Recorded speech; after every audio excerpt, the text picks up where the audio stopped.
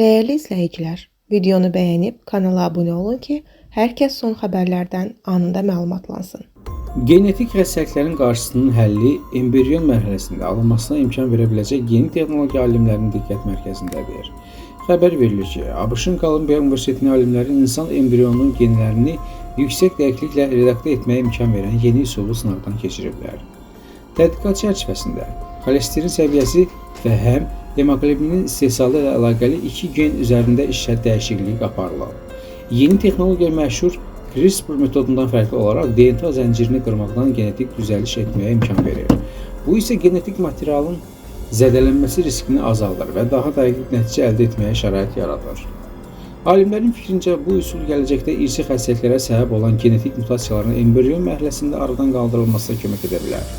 Bununla yanaşı, tədqiqat zamanı bəzi embrionlarda mozaiklik halı da qeydə alınıb. Bu zaman hüceyrələrin bir hissəsində genetik dəyişiklik baş versə də, digər hissəsində dəyişiklik müşahidə olunmur. Buna görə də texnologiyanın tam təhlükəsiz və etibarlı hesab edilməsi üçün əlavə araşdırmalara ehtiyac olduğu vurğulanır. Məlumata görə bu istiqamətdə əldə olunan nəticələr gələcəkdə irsi xəstəliklərin müalicəsində yeni mərhələnin əsasını qoya bilər.